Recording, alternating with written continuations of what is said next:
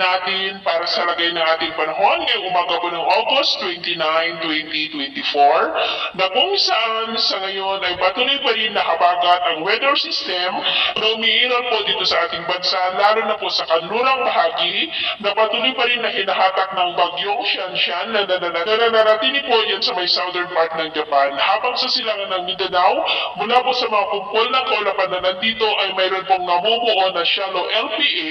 pero hindi naman po ito nakitaan na lalakas bilang bagyo,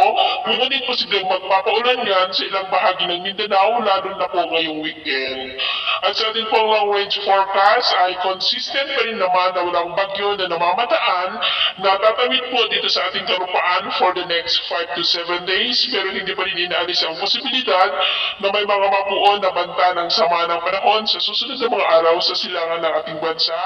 at ang development po ng mga yan ang ating babantayan kung matutuloy po o hindi. At sa lagay ng ating panahon,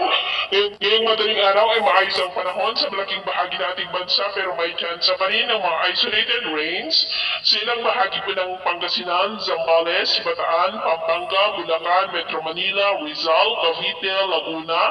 Batangas, Palawan, Occidental Mindoro, Camarines Sur, Pandan sa may Aklan, southern part ng Negros, Bohol, Tacloban, Samar Provinces,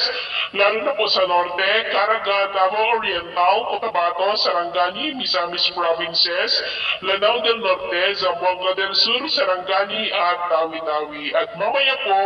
ay sisikat ang araw sa malaking bahagi ng ating bansa, pero may chance pa rin ng maulap na kalangitan with isolated rains sa silangan ng Cagayan, Babuyan Islands, ilang bahagi ng Pangasinan, Zambales, Bataan, Pampanga, Bulacan,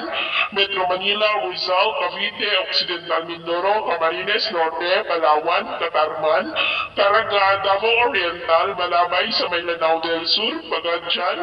Liloy at Sulu Archipelago. At mamayang hapon, mas maraming lugar na ulit ang makakaranas ng mas maulap na kalangitan with isolated light to heavy rain sa malaking bahagi ng ating bansa. Kaya mag-ingat pa rin po tayo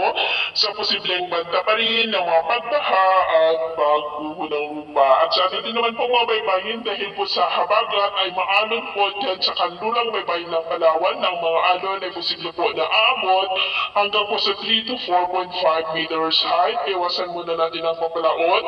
lalo na po dyan sa mga may kulay pula para mas makaiwas sa mga sapunang